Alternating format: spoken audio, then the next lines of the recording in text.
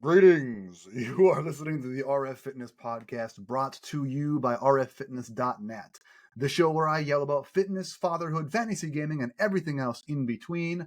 I am your host, Rob Finlayson, certified older brother, fitness coach, and quarter Japanese brand aware man. And I'm here today with a very special co-host. I'm recording this interview with Hanna, who she's the owner of Solcana Fitness, a gym in Minneapolis, and is also the inclusive coach. We had a great call today where we talk a little bit about my branding as a business for our fitness and like what to do. This whole episode is a little bit inside baseball, but even if you aren't a business owner or gym owner looking to, get an exercise in improving and putting your brand out there, I think that Hanna is someone who's really worth listening to. She has a lot of really great wisdom about the fitness space overall, and a very interesting story as well. I learned new things about her and about myself on this episode today, guys. So give it a listen. And without further ado, let's quest. So, hi everyone. You are listening to the RF Fitness Podcast. I'm here today with Hanna, owner of Solcana Fitness and the inclusive coach. Hanna, can you tell us a little bit about yourself, what you are doing, and sort of like how we sort of got connected and like what we're going to do here today? Yeah. So I've been a gym person for like 15 years. I've been in the industry for 15 years. I kind of started off as a side gig when I was a teacher, because all teachers need second jobs. That's what we know. I didn't know you were a teacher. I was a high school teacher. I taught high school physics and earth science. Wow, dude, my wife is a teacher. That's incredible. Yeah. Oh, yeah. And when you're a teacher, you just don't make enough money to have one job. So I had a second job working at a gym part-time. Okay. And I got into gym stuff because I was an athlete through college. I played softball. And so I was, a worker-outer. I liked being part of like a gym community. So I just continued on doing it. Also, my mom worked at a gym my whole life. She was a social worker, but she worked at a gym part-time just for the free membership and like, having access to a gym. So she would bring us all the time. So I kind of grew up in having fitness and like gym stuff be a part of my experience since I was a little kid. Cool. And I'm really sorry, and I need to interrupt you here momentarily. Is someone laying down a sick fat beat in your house right now? That's what I was going to ask you. Like, is it too crazy because I can move somewhere else? Because this is what I was concerned about. I'll go upstairs. I thought you meant just like regular house noises. Okay. No. My husband is a drum teacher. That's right. Okay, yeah. So this is really a sick fat beat. I was like, man, that is funky AF, but I don't know if I need that on I just wasn't sure. Like, Zoom does a good job of canceling it out, but obviously not this application you're using. Right. Yeah, it might get removed in editing, but just to be sure, because otherwise I would have been able to only think about that the whole time. Should I start over again? No, we're keeping all of this in. This is too funny. Oh, great. Perfect.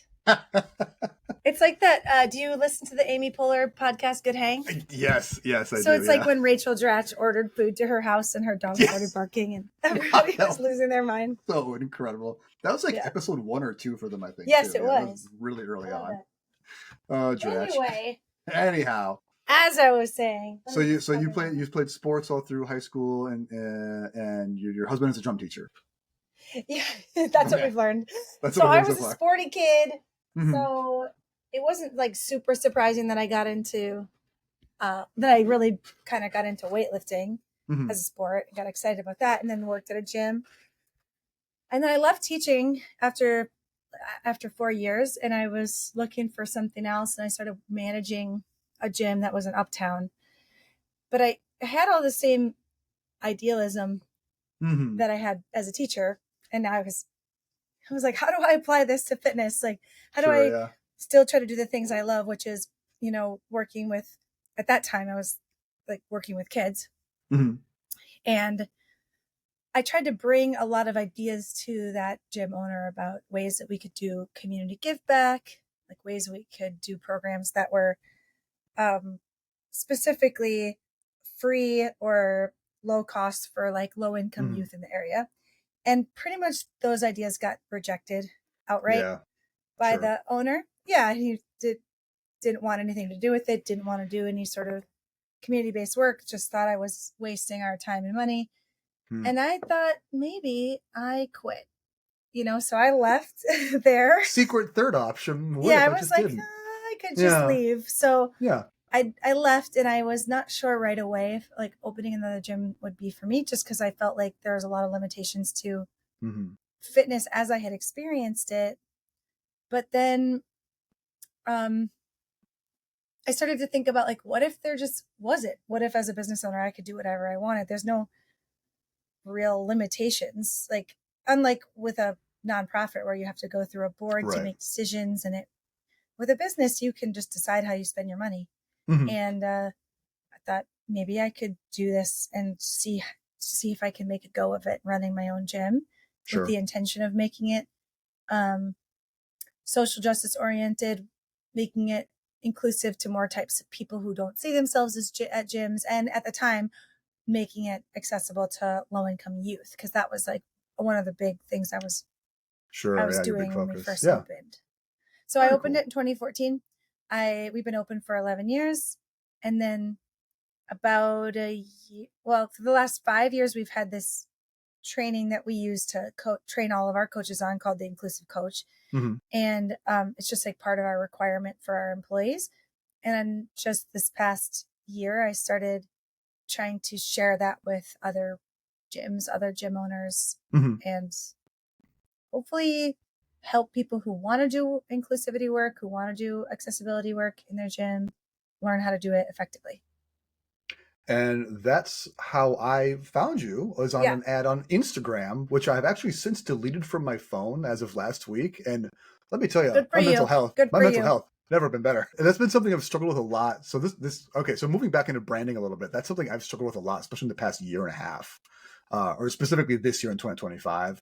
I think it relates a lot to like this show in particular, the podcast, because like it started as something very different than what it has been lately. Like when we started it over a year ago, it was my sister wanted to be on this giant weight loss journey.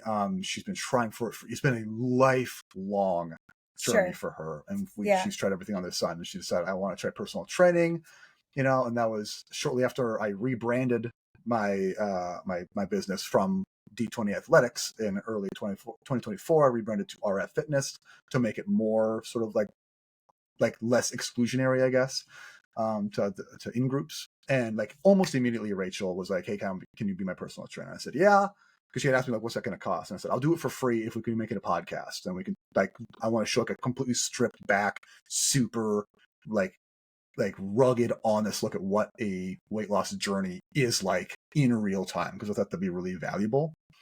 And since then, like it's gone on and off the rails many times. Rachel's kind of just now a bit jumping back on it because she has some other stuff in life pop up around the end of 2024, like November-ish, December-ish is when she kind of had to put the brakes on. So there was a lot of just like me being on the show, and suddenly with no one else to talk to, I was able to just like talk about things that interested me, which a lot of the time was the election, was current events, was justice, and specifically injustice, and how just fired up I keep getting about stuff, and how I'm trying to like, because I want to do so much. Like I want to be helpful, I want to do this stuff, but my only skill set really is fitness. And so like how can I leverage that into certain groups? I mean, it certainly is possible. Like there's nothing apolitical about fitness. Right. Like, let me be clear, just because those people suddenly became political, it doesn't mean they weren't political before, they just weren't aware of it. But like, the way that people have access to programming, to spaces, to clean foods, to even healthy air, like all of that stuff is political. And then your ability to have all of your basic needs met, so you can think about something like, how can I excel at doing a power clean, is a political thing. It's 100% based in your access to the world and your station in life, and class, race, gender. Now we're seeing it more and more, right? It's starting to become even more in the public purview, who really deserves to be in spaces, who really deserves to be in public spaces. It's 100% a political experience to run a gym, to be a trainer, and pretending it's not is kind of does it disservice, I think, based in ignorance. Yeah, absolutely. It's based in ignorance for sure. So anyways, back Instagram is how I found you. So I found Solcana Fitness first, actually, because you're in the area, we're local. And then I saw ads for the inclusive coaching course, which is funny because you're like in that ad run for inclusive coach, at least the one that I saw. Yeah. But I had not seen you on any of the Solcana stuff. So I was like, oh, here's just like this person. She must be running this thing. Yeah. And then that's what I mentioned. Like, oh yeah, I follow Solcana. He's like, yeah, that's me. I'm Solcana Fitness. I'm the person. That's me. Yeah. Like, oh my God. I mean, I have worked really intentionally in the last, I would say in the last 5 years to make the Solcana as a business less centered around me as an individual. And I think anytime you grow a business, it is centered around you, your personality, your goals, your missions, because you're the one that's there. You're like doing all the things. So the more you can hire other people, the more you can make it more of a team effort. And the more members you have that get involved in leadership or even just contributing their thoughts and ideas, then the more it's not as completely focused on the owner. Right. That makes a lot of sense. Yeah, you just have more content possibility, I guess, to use. Yep. To use the framing of that, yeah. So I signed up for the inclusive coaching course, which I'm sort of not. I won't say I'm in the middle of it. I'd probably say I'm in the front third or so. That's pretty good. And let me tell you, people who buy online courses, most of them don't even ever log in. That's wild to me because it's not. Yes, cheap. It is wild. It's not. And I will say through this experience, like I'm learning that like actually sitting there and selling this course is not going to be it's not good. Moving forward, I have some ideas for how I'm going to transform this because like convincing people to buy something and then they don't log into it. I just don't know that that's the way I wanted this to go.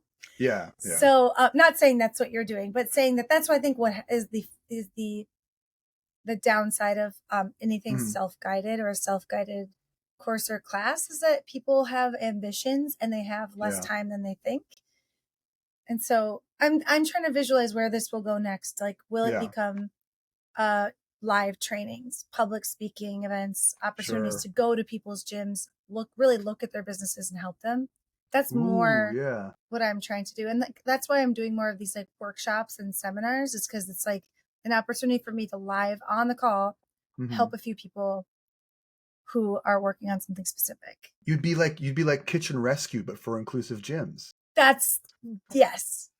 I mean, the dream would be Kitchen Rescue for gyms that aren't inclusive. Right. But that's another step. Right now, the people that are actually interested in the content and learning about it and trying are already on the mindset and the desire to be inclusive and equitable and accessible. They already want it. They just either feel like they're trying it, but they want someone to double check that it's going okay, or they're trying it, but they're not sure how to implement, or they want to try it and they don't know how to implement. But getting that whole other crowd of people who aren't even aware that they have a problem is a whole other beast. Yeah.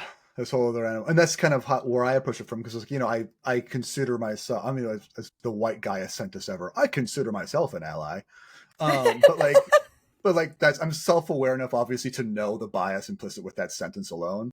So it's good to have like an outside source to see, and like someone who's obviously made a career out of it to say like, okay, here are the things that I might already be doing, the things that can be doing better, and the things that were just not even on my radar that I can start pulling into and bringing my practice more and more online to be more inclusive. Because myself, you know, I'm neurodivergent, and then there's other people in my life. Because one of the videos or the ads I think that you made, either on Instagram or maybe it was in the course, where you said that like, if you are someone who, because your focus is on LGBTQIA plus and neurodivergence and fat people, and it's like you start taking these so-called like small communities and you put them together, and it's like, that's not a minority, that's most people, right? You know, and that's kind of what I was thinking, is like, if I think about my clientele and like the people who I really get a lot out of coaching with and interacting with. It's like, yeah, it's like it's most people, and they have one of these other things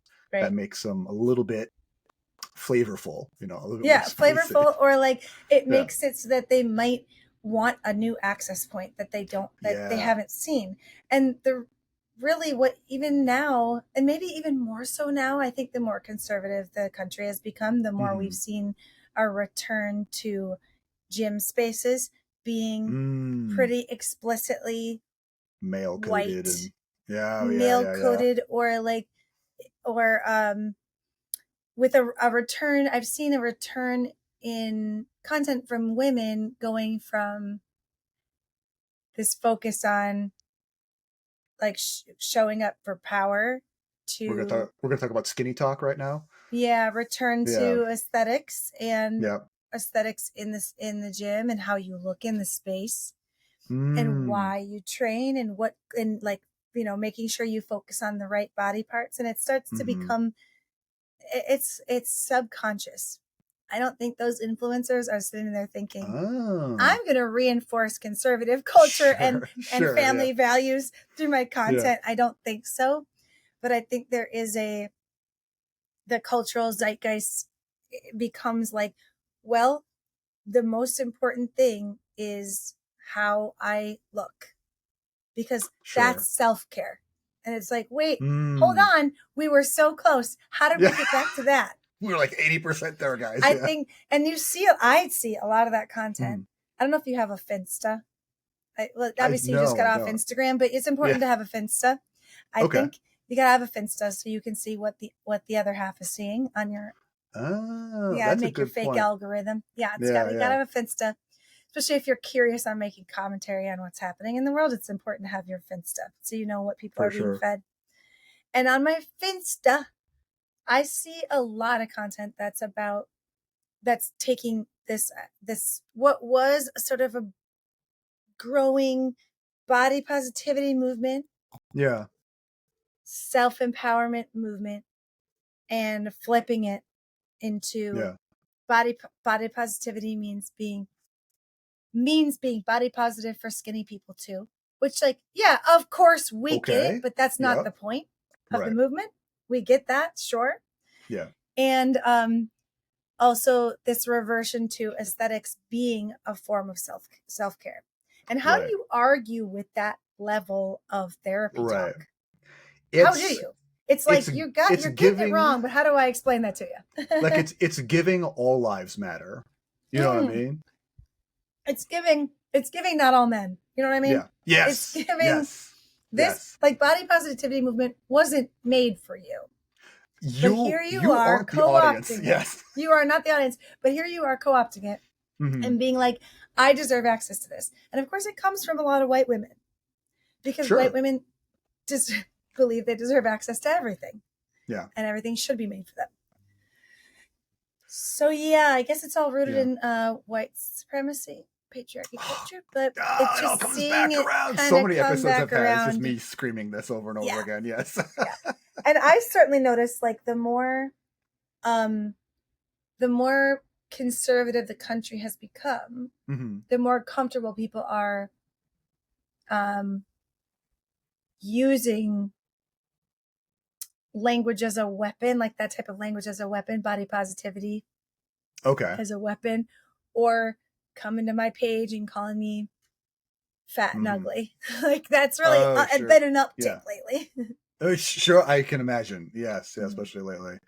Yeah. And then there's this on the other side of things, if we're thinking about like what are young men experiencing? There's a huge rise in young men taking steroids in an attempt to be massive and meet virtue. I don't even have a Finsta on my regular Insta. I see like 19-year-olds who look like 29-year-old professional bodybuilders, and they're benching like 4 plates for reps, and it's like, a teenager shouldn't be this strong.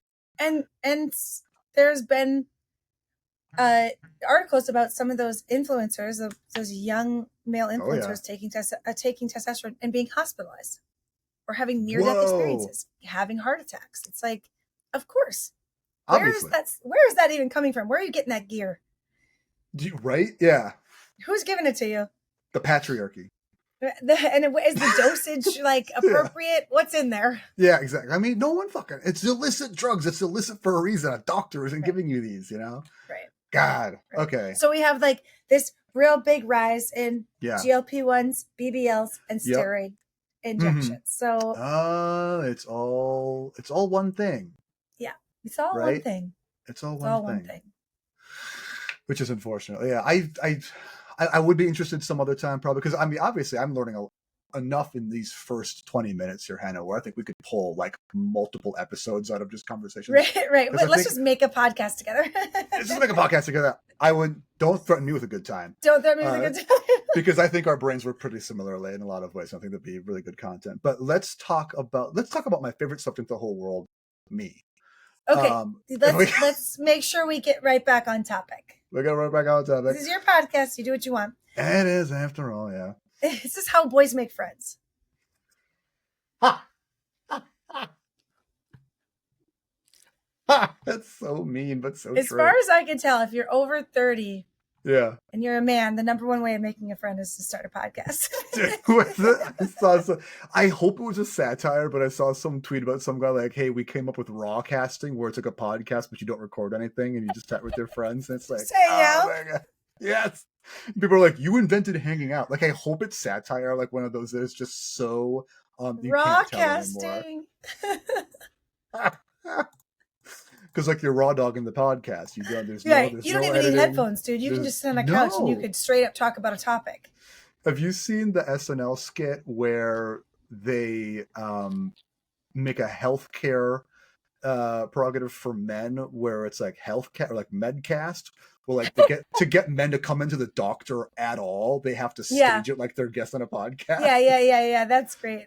God, I think there's an influencer on Instagram called, I think his handle is like Olima Omega. Oh, I love that guy. And then he has a podcast. Yes, and then he has like, this is not a podcast, whatever. I love watching those. They're so funny. God, it's funny, just people having big revelatory ideas and meaningless revelatory ideas. Well, so it's kind of shit like if you put dough in the oven, you make bread. Did you know that? And think about this. Yeah.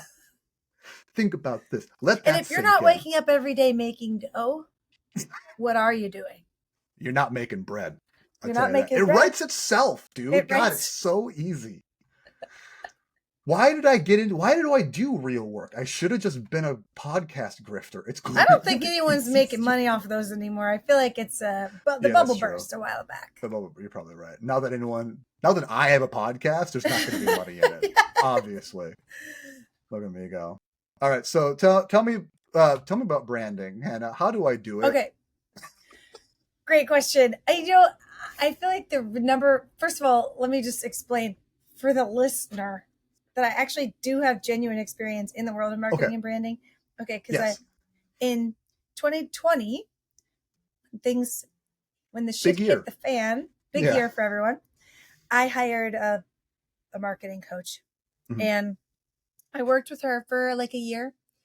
And then at the end of that year, I'd seen like such a huge change in my own ability to say what I was doing and get people to buy it that I was like, I think I could work for you. And she was like, okay. So I was sort of there as her business started to evolve, and I became one of her consultants. And so I've been doing that for like a little over almost 5 years now. Okay. I've been a consultant for her.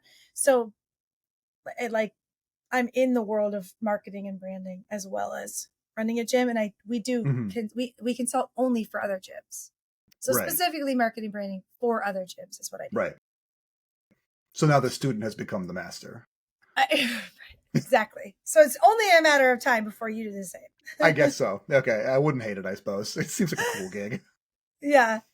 So the thing that I think I'm best at, like within my consulting gig and what my other co-consultants will often like utilize me for is helping people make their brand like actually sound like something. Okay. And call out the right people and say what it's actually doing. Because I actually think it's really hard to explain your thing. It is. Yeah. People ask me that because like I go to parties or whatever with my wife who's a teacher. And I've explained this to her a few times where it's like when we meet new people, I feel like such a dum-dum because they ask us, because they always ask, so what do you do? And my wife has a one-word answer, teacher. And you instantly, you everyone have like knows what teacher means. Everyone knows what that means. You know what they're doing. You have an emotional connection, that you have personal stories about teachers. When I say I'm a personal trainer, that could mean anything. Yeah. Like, is he just some unemployed guy with an Instagram and abs? Or do you get the full body scan, or is that just me? What do you mean? Anytime I tell people I'm a trainer, that I own a gym, they and now you can't see this is a podcast, but they give you like the elevator, the full look. Oh, sure, the up and down. Yeah. Like, prove it. Yeah. Let me see. Okay, so here's the thing. I think I don't, but I am a pretty medium-sized, vaguely athletic-looking dude. And any medium-ish guy is essentially invisible. It's like no one really cares what I'm doing or what I look like at any given moment, unless I'm really making a problem for people. Until then, I'm like a ghost. You just look like all other guys named Rob. Yes. I'd be the guy with glasses, but I don't wear them right now because the glare from the computer makes it look bad. Otherwise, my only determining factor would be the fact that I have Harry Potter glasses and tattoos. And that's about it. Other than that, he's like, I don't know, is this many height? He's one man tall and about one man wide. Like, about one man tall. Yeah, if you caused a little scene, people would be like, he looked like just a kind of a guy. He looks like the kind of guy that he looks like the kind of guy that might have a podcast. Yes. Parentheses derogatory. Yeah. Parentheses not in a good way. Yeah, exactly. Yeah. So I was thinking about, that's a side note. Yeah, that's a side note. So it's hard to describe your thing. Yes. And I was thinking earlier today, because obviously I was thinking about the call, about what a brand really is and like what its function is. And I would love for you to check me on this if I'm like way off base here. But what I was ideating was that a brand is like the emotional memory you leave someone with. Because when you experience a brand, you want them to think about it, to associate it with you, and how they feel about that association should mean a lot to like what kind of business you're running and how and like why. You know? I think that's a good way to describe it. Yeah. Okay. It's like, it's also, I think, a brand and brand clarity is like hanging a flag outside your house. People, you're trying to make a really simple, impactful statement. So, if you hang a rainbow flag outside your house, people know what you mean.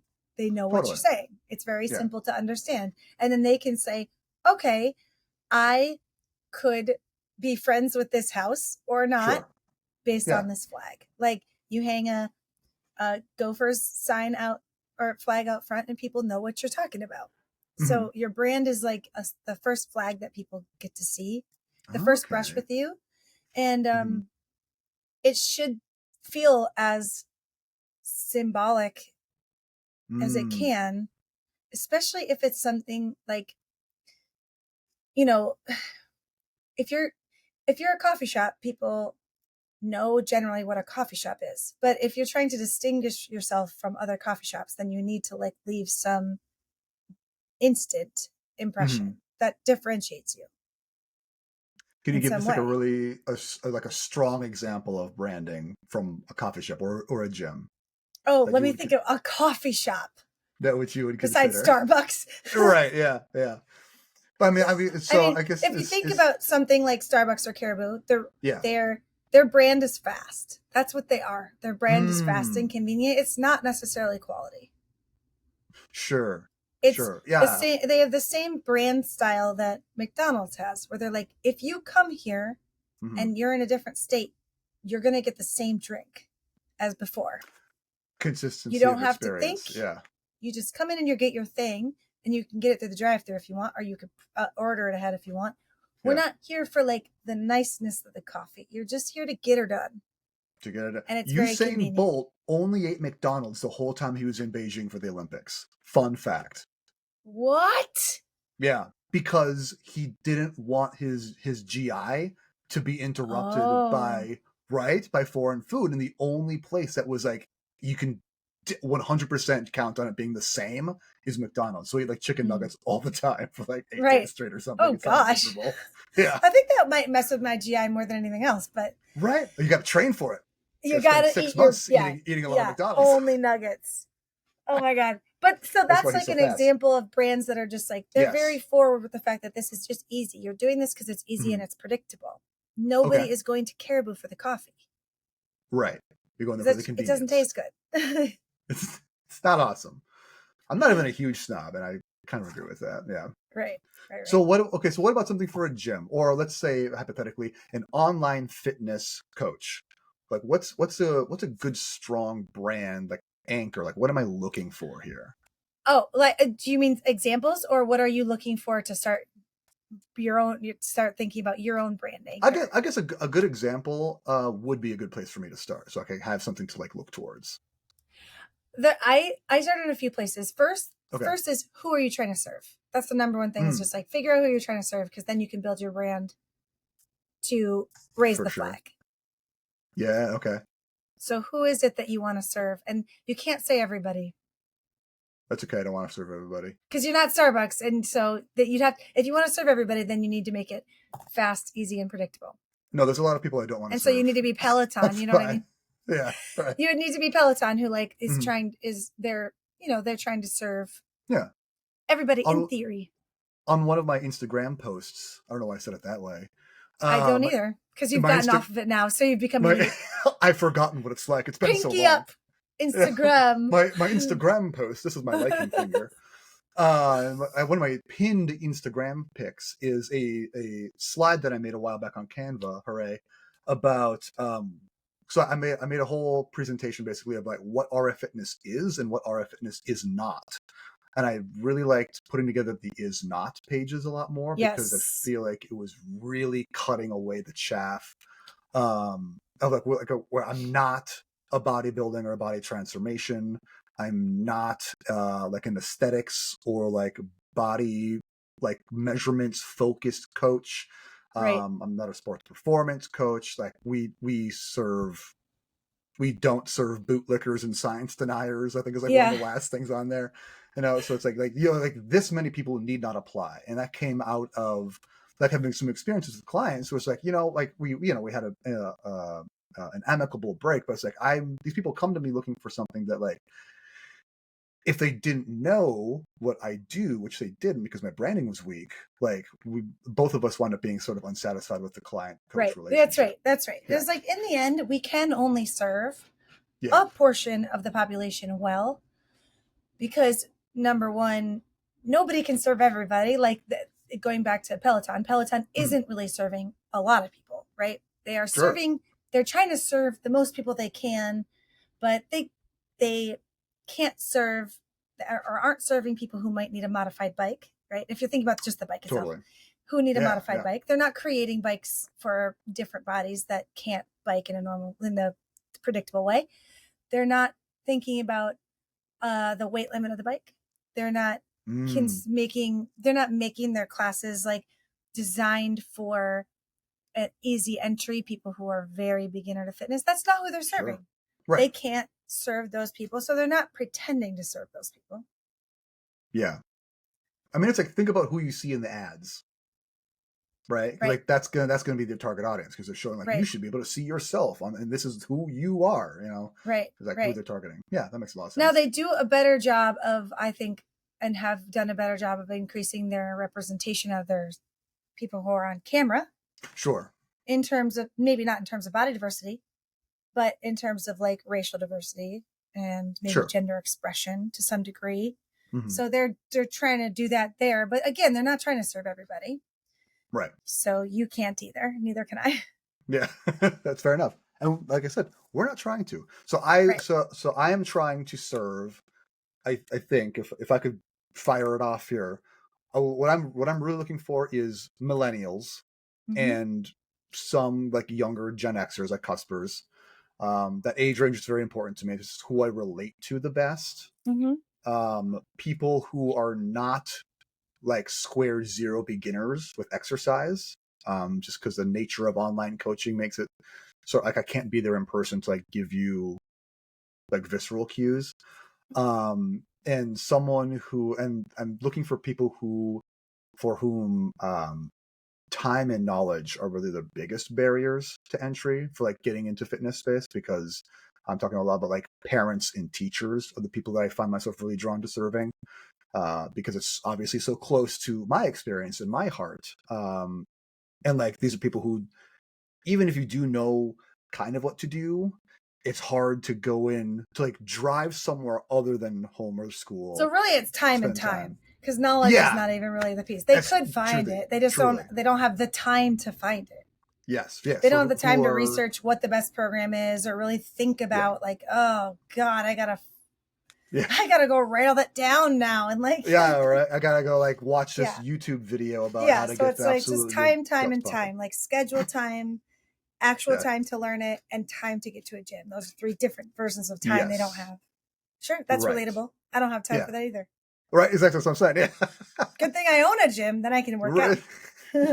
Do you utilize your gym a lot for your own workouts? Yes, I do. Of course I do. Okay, that's funny, because most of the people I ask who like are in a management position are like, absolutely not. No, I want to be anywhere else. It's so weird. It's so weird to me. I'm like, what? You have this amazing tool with all these at your fingertips. I take my own classes every day. That's awesome. That's so cool. I'm not coaching them. I take the classes we offer as often as I can. Yeah. I mean, that's I'm also a pickleball gal, and you can make fun of me as much as you want. Okay, good, because I think you having a podcast and me playing pickleball, we both fit our own stereotypes. Oh my God. And that's okay. So I do that twice a week, and I do enjoy that, and I'm getting pretty good. You gotta have a sport, though. You gotta have an activity. I think that's something a lot of people our age, really, I think, miss having sport. I think I love playing sports. It's so fun. I'll play any sport. I'll try anything. I hate sports so much, but I love Brazilian Jiu-Jitsu, and I love Dungeons You hate sports? Like you hate playing like soccer with friends? Never. I was never a sports kid. I was always the skinny nerd or the fat kid.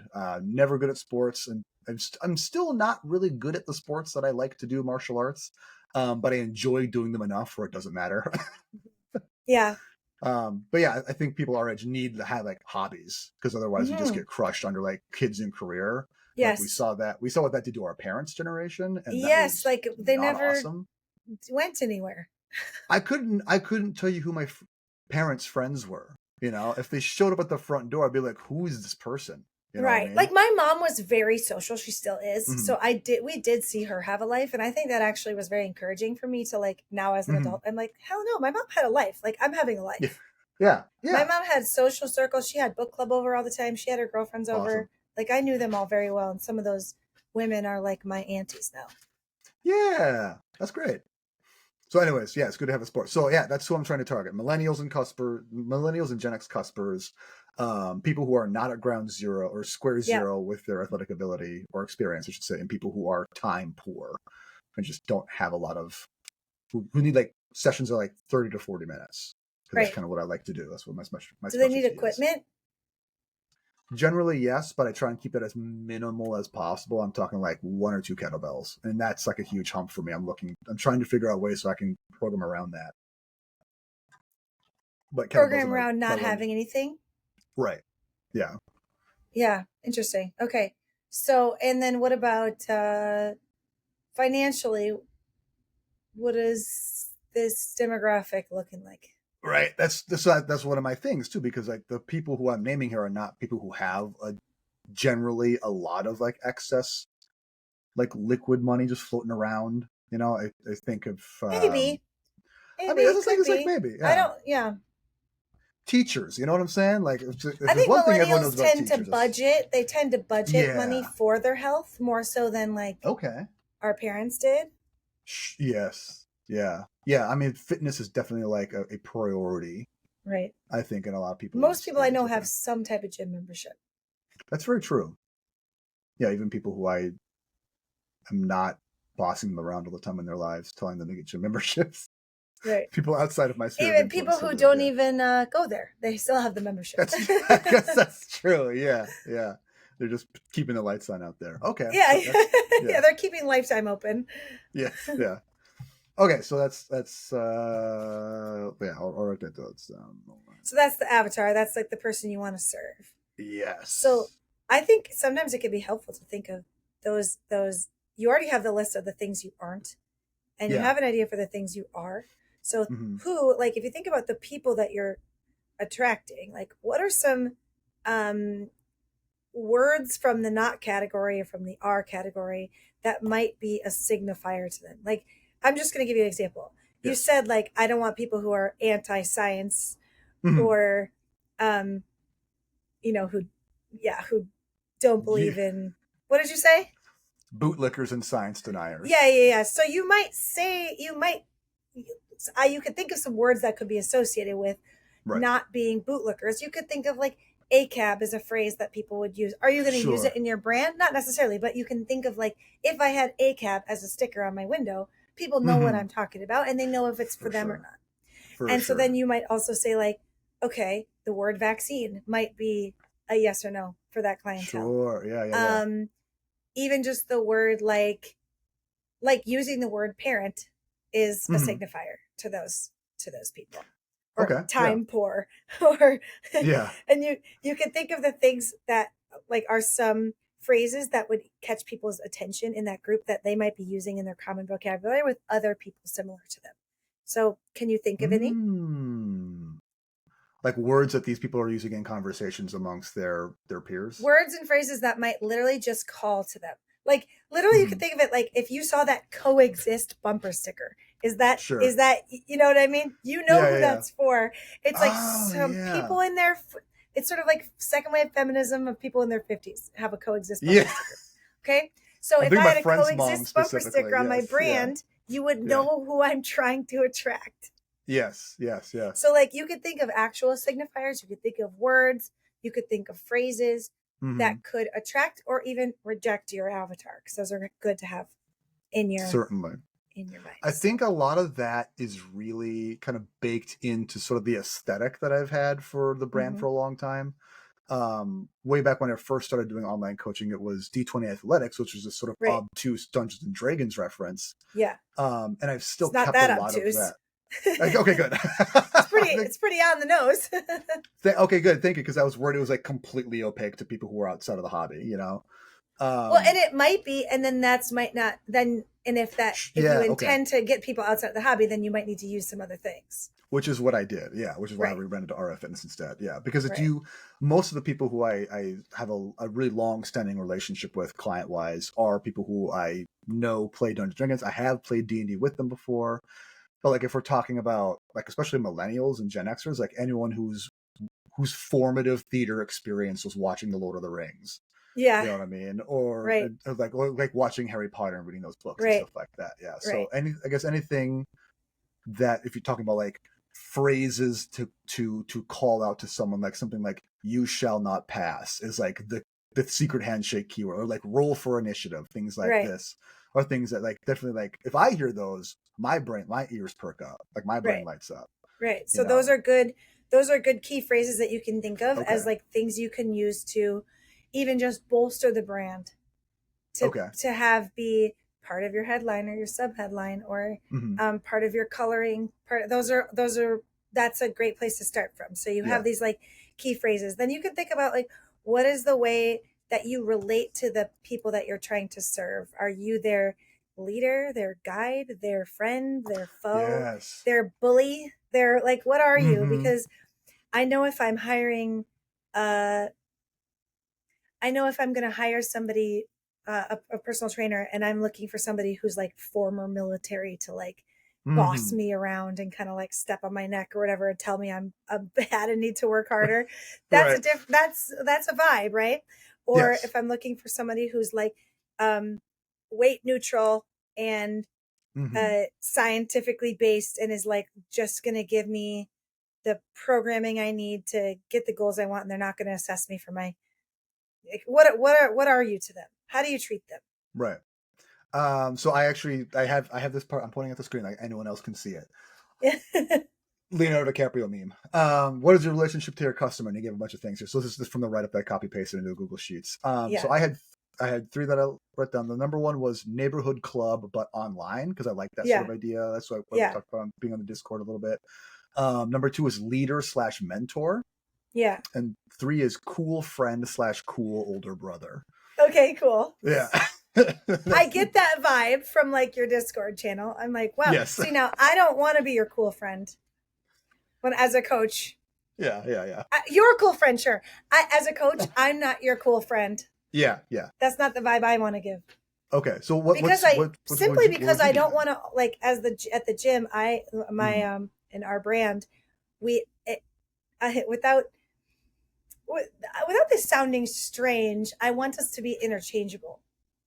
Okay. In that the mission is served by everyone who lives it, rather than people being like, well, I only go to these 3 coaches because they have this certain thing. It's like, no, you're interacting with Solcana as a brand, which means our coaches are essentially interchangeable. Obviously, they have personalities that are different, but we use the same language. We have the same vocabulary. We relate to the customer in the same way. But just like you were saying earlier, it's not all hinging on this one person, this single. Are you saying that a cult of personality is not a sustainable model of leadership? I actually think it seems to be one that's working out pretty well. That's what I'm saying. For the current personality we have the cult around, it seems to be going great for them. Good for him. Anyway. A nicer guy. Anyways. But it is called RF Fitness, which is your first and last initial.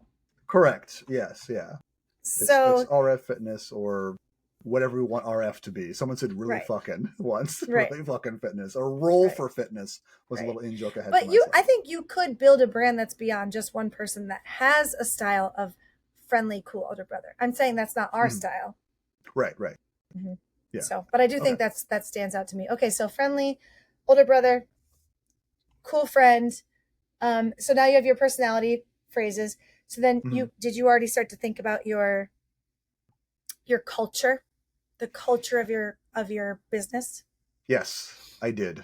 I really liked some of these. I came up with the number one thing that I think I came up with on my own and that people have already told me is friendly / playful. Because most of it is we literally play Dungeons and Dragons a lot of times from the Discord. Yeah. Number 2 was transformative. But I do want to put a caveat on that because, like I said, I'm not a body transformation coach. Something that people have reported to me after being my clients for a while is a transformation in their attitude or approach towards exercise and fitness in their own bodies. So in that from sense, what to what? From people who did it, who did fitness, did exercise, basically out of a sense of like almost obligation. Like it's just because I'm talking about like a client of mine who is in the military. He might have played sports beforehand, so obviously he's military, so he literally has to work out as part of an obligation. Like had to do it for a job. It is a professional requirement, but he never enjoyed it. Like he'd always he said he'd always just like squeak by. I love his PT scores. But since working together, now he smashes his previous scores. He enjoys exercise. He's a totally different frame of reference around it. And other people who have had really negative experiences in like gym class and like being body shamed because they're just bigger, smaller, taller, shorter, whatever than the quote unquote average should be. And then realizing that through the coaching that we have together, it's to value their body for what you can physically do rather than how it looks, the aesthetic to performance pipeline.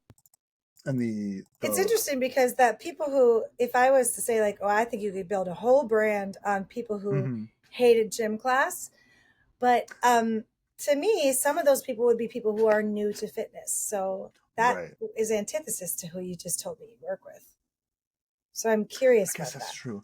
So I guess the people who don't have a zero experience, what that is for me is mostly because I don't think I can adequately serve someone who doesn't have like the body awareness to do a lot of the types of training, like with kettlebells especially. Like it's a very proprioceptive tool. Like you have to know where you are in space in relation to this heavy thing you're swinging around is.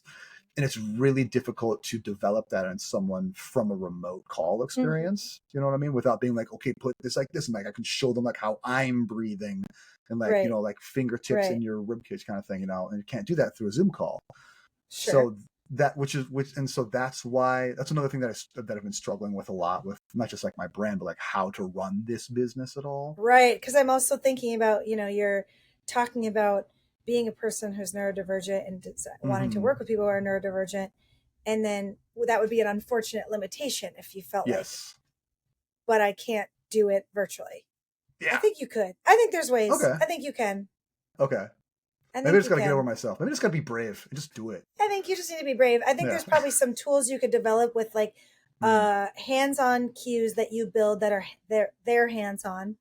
Their hands-on themselves. Yeah, maybe there's some ways that you set up a mirror or a video replay type of thing. Maybe there's some homework people can do. I'm just thinking. Yeah. These are good ideas. I like this. Yeah. No more self-limiting beliefs. Okay. However, okay. I'll try. Wait, I will. I will. There we go. Do or do not. There is no try. Yeah. And anyway, my third one was earnest/authentic because that feels kind of my whole thing. Yeah. Okay. And then the personality of your brand. Is this the one with 500 adjectives or? There was one that was like, see the bonus 500, and I looked and was like, this is so many.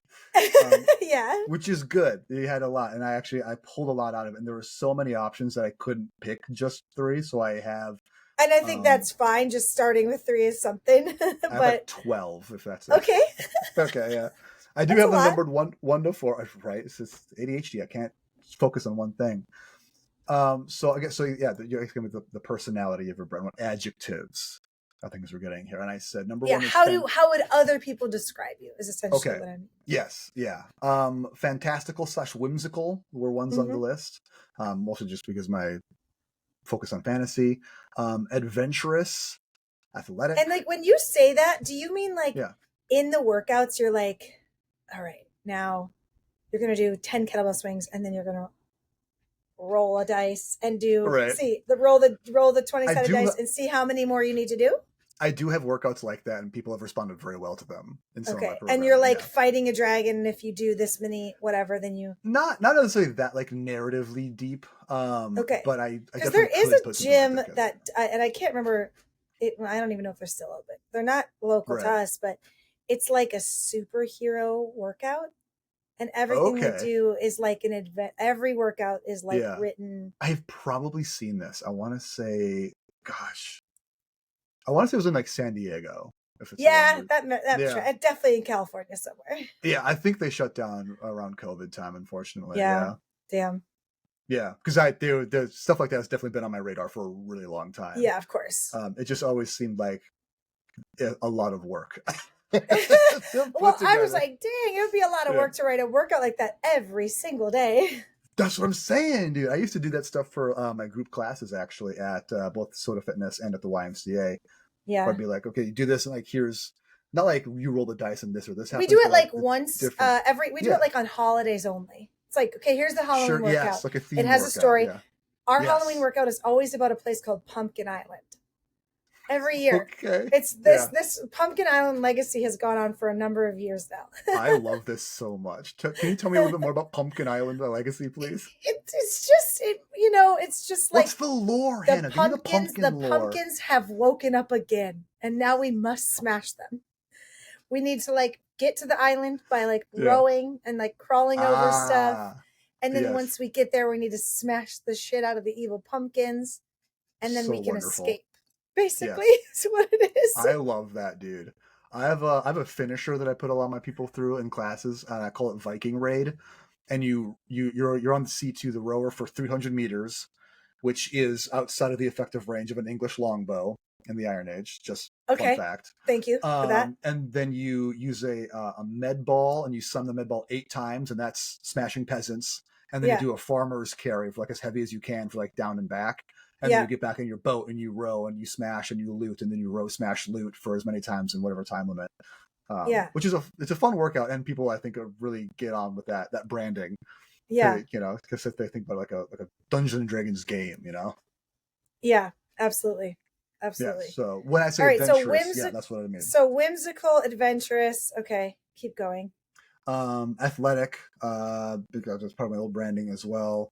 One word that really popped out to me when I was looking through the of the 500, the other 499 are great, but the one that I really love the most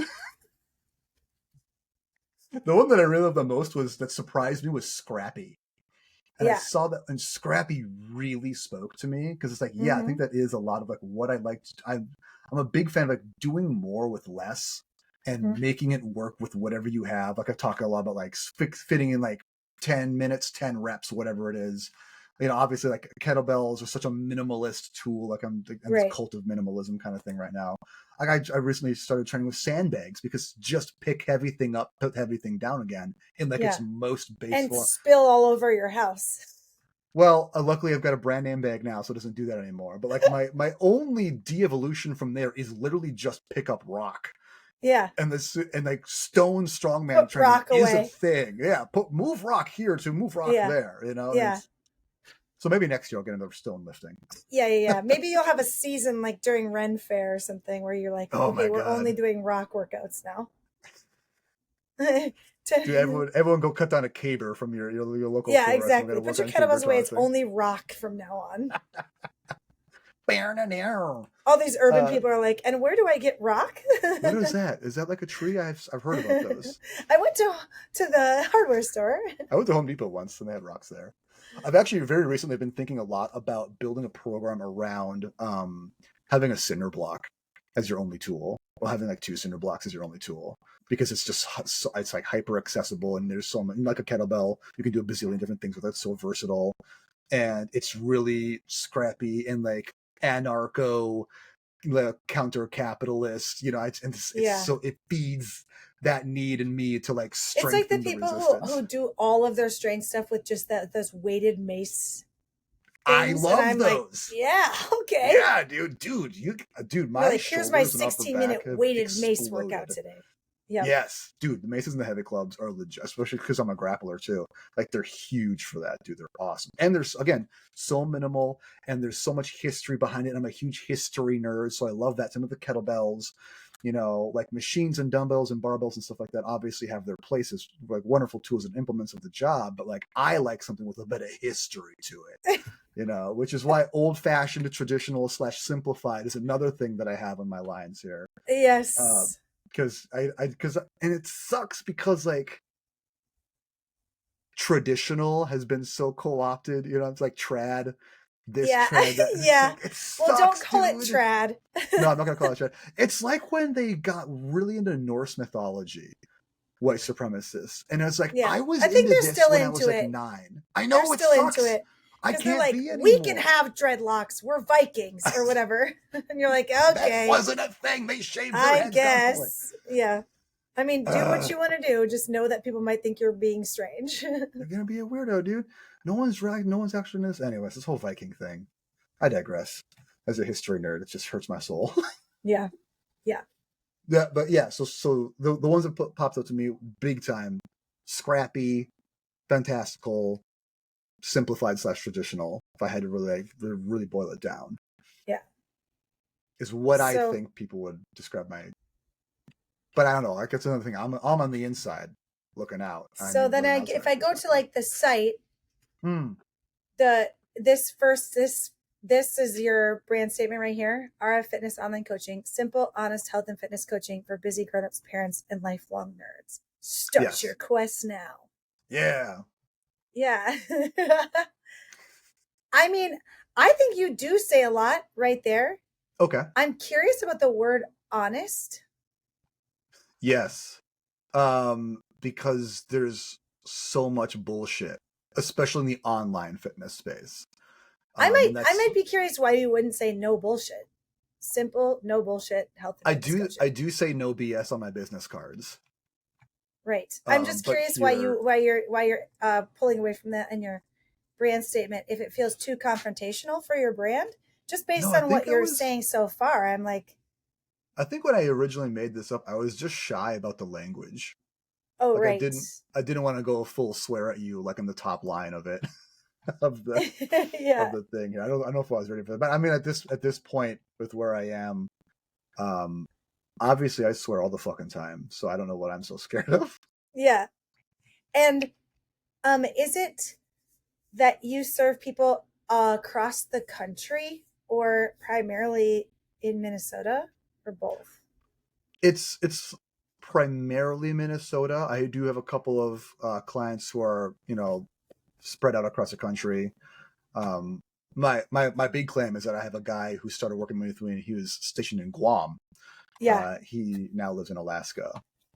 I mean, he's also in Alaska. He's just there right now. But I have other people in like, DC or Texas and stuff like that too. Yeah. So, and but then, most of them, the lion's share are people who are more local to Minnesota, to Minneapolis. Okay. So even if we kind of go to the brand like recipe that I made, we don't have to start here with what you have. We can build out the brand recipe and then just make a comparison, see what might come up from that. So if you start with like who you help, like I help this type of person. We know, like I help busy grown-ups. Busy grown-ups is an interesting phrase. Okay. Busy grown-ups. I like this is what I need you here for. I need someone to like just poke holes in this because I don't know. Right. It's not like like grown-ups because offensive. Right. So I like grown-ups because it's sort of I felt fed into like the hashtag adulting thing of like who would call themselves a grown-up? Yeah. Like with that language. Probably a millennial. Yeah. Was my thought process. Got it. And busy is such an interesting term because I like the phrase you use, time broke. Yeah. I'll change that around now, man. Okay. I'm just thinking about I just think if you're going to use, you might as well be as explicit in your phrasing as you can because you can always pare back. Sure. And the less vague your terms are, the better. Sure. Yes. Like, and even just thinking about what is busy or what does even time broke mean, like you can add that to your kind of sub content.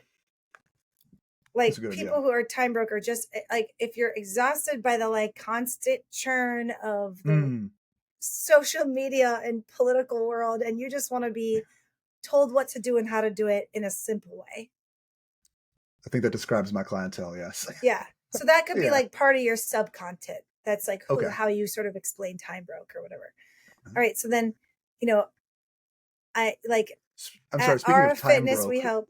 Yeah. Speaking of time broke, where are you on time right now? Oh yeah. Okay. So it takes me about 5 minutes to walk to my son's school. So as long as I leave 5 minutes before I'm supposed to be there, I should be all right. It's 2 blocks away. Okay. You let me know and we can make it a part 2 or whatever we want. All right. Okay, cool. So like at RF Fitness, we serve time broke grown-ups. Yes. Exhausted parents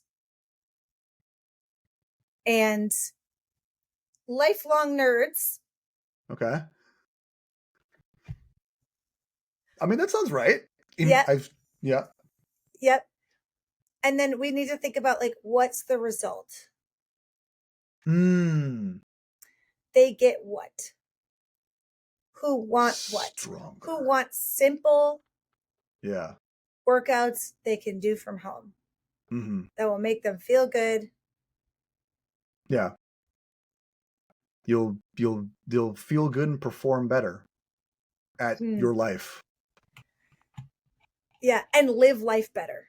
Maybe perform better is like it's too athletic. It's too athlete. It's too athlete for you. Sure. Yeah, we're straying away. Got it.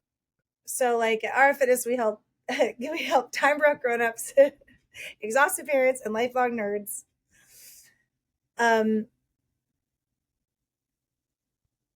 What did I just say? It was so good. What did I just say? Is Rewind the tape. Is there a quiz portion, Santa? This is like normally I'm good at typing things out. Okay. Run it back. I'm going to type it out on my notes pad here. For sure, dude. I think it was we serve time broke parents, exhausted millennials, and to help them. Was it like live better? And with simple at-home workouts that help them live life better. Yeah, I like that. Okay. All right. Yeah. And so you can think of now like how does that's a pretty simple statement by itself. And that could be enough for your headline, but like your kind of sub content that we're talking about, like the personality and the culture. you can explain how you actually serve them with your personality statements and your culture statements. So like, our clients go from in hating fitness to, or like feeling like the gym class loser. Sure. To working out 5 days a week and looking forward to it. Yes. Like that's the transform that you generally get. Our fitness, lifelong nerds go from pick class and gym class to looking forward to exercise. Looking forward to workouts.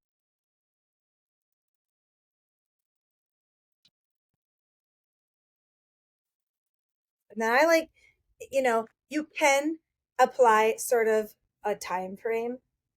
Okay. If you want. Like go from pick class and gym class to looking forward to workouts in your first. I'm fast. Yeah, you could say that in only 20 minutes a day. You could say in your first 8-week group. I'm just basing out what kind of your front end offer is. Like it's nice to kind of inject that front end offer early on so people know what is this. I like in 30 minutes a day because that's very much what I've leaned into before. Are you writing this down or should I be? Yeah, I'm writing it down. Okay, thank God. And then we can add a piece about like the personality, the big brother vibe type of thing. Big brother. Mm-hmm. That's not the right phrase.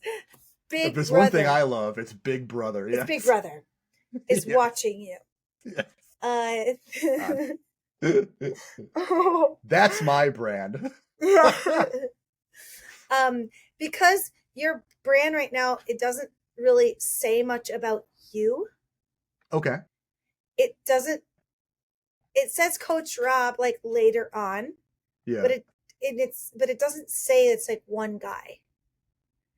And I think it's helpful. I mean, maybe in the long run that's good because maybe you're bringing on other people. But I think it since it is just one guy, there's nothing wrong with saying that early on in the description. So like you could say instead of at RF Fitness, you could say like, "Hey, I'm Coach Rob. I help." Sure. Instead of at RF Fitness, we help. I probably put a picture of myself on here somewhere too. Yeah. Or just Google guy with a podcast, and I'm sure. Yeah, and then you'll find just put like white man, brown hair, and you should be fine. I bet. Hold on. I bet if I just typed in a guy, go to Google Images. He's probably older than you. There's a lot more facial hair than I have, and surprisingly diverse. Oh, sure, because these are stock images. Yes. No, but I think the fifth guy looks enough like you that he could pass. This fellow with the glasses? Yeah. Yeah. I could see that. Like if you squint. I just look like that, Hanna. I'm a quarter Japanese. No, I meant if you squint at the picture. For Canceled. Sake. Oh my, this is going to be the end of my career. Just to be clear, I didn't mean if you squint. I meant if I squint. Well, I'm looking at the image. Perfect. Got it. Anyway. God. People are going to think I'm number one, bad at my job, and number two, a liar. Right. You're great at your job. I'm getting so much out of this. Okay. So, Coach Rob. Yeah. So like now we have, at our fitness, we help time broke grownups, exhausted parents, and lifelong nerds with simple at-home workouts that help them live life better. Okay. Go from pick class and gym class to looking forward to workouts in only 30 minutes a day. Yeah. Working with Coach Rob is like having your dumb best friend in your pocket.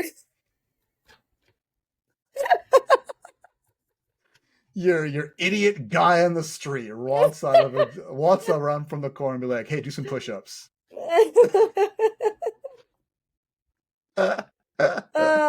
Okay, Coach Rob Okay. We're in the weeds. Coach Rob. Yes, Human that's turd. Okay. Strong branding. Coach Rob acts as your fitness dungeon master. Yes, perfect. Guiding you on your journey while making you laugh and feel at home. Oh, yeah, that sounds about right. How about that? It's a lie, but I'm just kidding. I knew it. I knew you were a liar the whole time.